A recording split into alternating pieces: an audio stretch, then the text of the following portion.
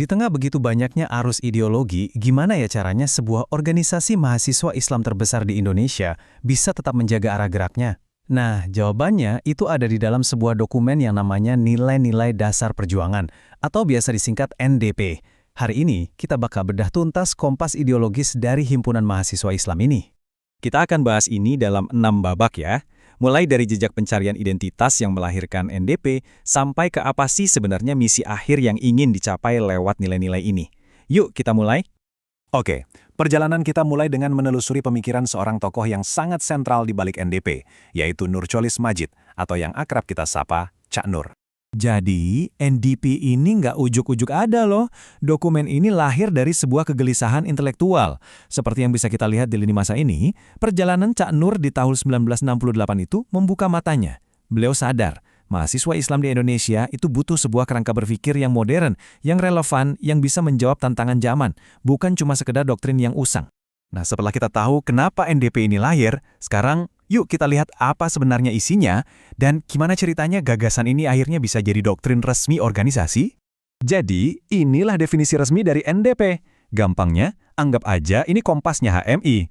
Dokumen ini mengambil ajaran-ajaran paling inti dari Al-Quran dan Sunnah, terus merumuskannya jadi panduan yang jelas buat arah perjuangan mereka. Coba deh, perhatikan pilihan namanya, Nilai-Nilai Dasar Kali Perjuangan. Kenapa bukan nilai-nilai dasar Islam? Wah, ini pemikiran yang dalam banget. Karena fokusnya itu pada aksi, pada semangat anak muda yang terus bergerak mencari kebenaran. Ini bukan soal mengklaim kebenaran mutlak, tapi soal komitmen untuk terus berjuang. Keren ya? Terus, gimana hubungan antara misi HMI dan NDP? Analogi ini ngejelasin dengan pas banget. Misi itu adalah tujuannya, destinasinya, sementara NDP adalah petanya, roadmap-nya. Ya kan, kita nggak bisa sampai tujuan tanpa peta, dan peta juga nggak ada gunanya kalau kita nggak tahu mau kemana. Keduanya ini satu paket, tak terpisahkan. Oke, sekarang kita masuk ke jantungnya NDP. Dimulai dari konsep yang paling fundamental, yaitu soal kepercayaan dan hakikat kita sebagai manusia. Menurut NDP, iman yang sejati itu punya 2 tahap. Tahap pertama itu menghancurkan. Kita harus bebasin diri dulu dari semua belenggu tahayul, mitos, atau ideologi palsu lainnya. Nah, baru setelah bersih, kita masuk ke tahap kedua, membangun, yaitu menyerahkan diri sepenuhnya pada satu kebenaran yang mutlak. Proses penyerahan diri inilah yang jadi esensi dari kata Islam. Konsep kuncinya di sini adalah fitrah. Anggap aja ini kayak settingan pabrik kita sebagai manusia. Sebuah kondisi suci bawaan yang secara alami itu cenderung pada kebenaran. Jadi menurut NDP, mencari Tuhan itu bukan sesuatu yang aneh, tapi justru sebuah proses untuk kembali ke sifat dasar kita yang paling asli. NDP menempatkan manusia di posisi yang sangat tinggi dan terhormat, sebagai wakil Tuhan di muka bumi.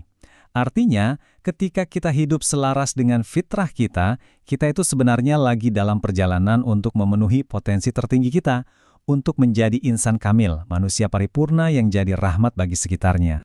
Oke, sekarang kita bahas salah satu perdebatan teologis yang paling klasik nih. Gimana caranya NDP mendamaikan antara kehendak bebas manusia dengan konsep takdir Tuhan? Nah, ini poin yang krusial banget.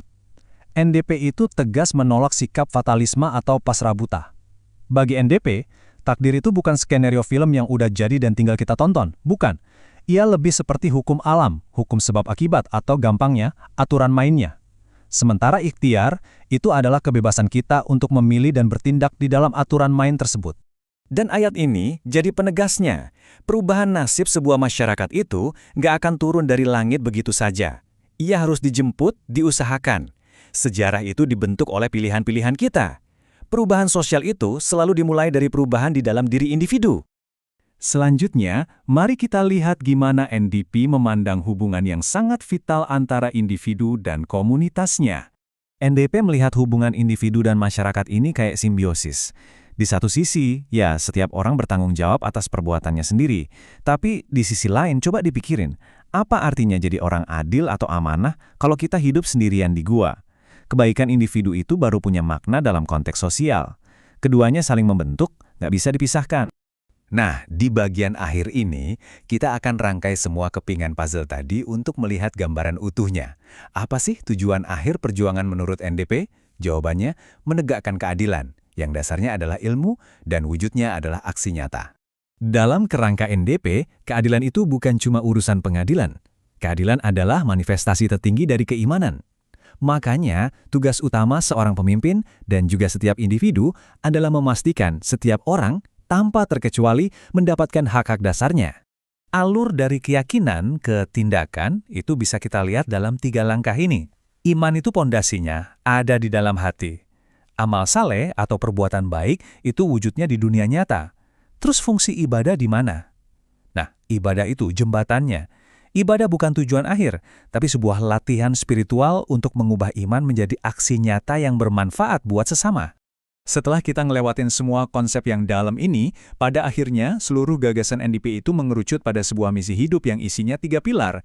3 pilar yang sederhana tapi kuat banget dan berlaku buat setiap manusia. Inilah inti dari seruan NDP, sebuah siklus yang saling menguatkan.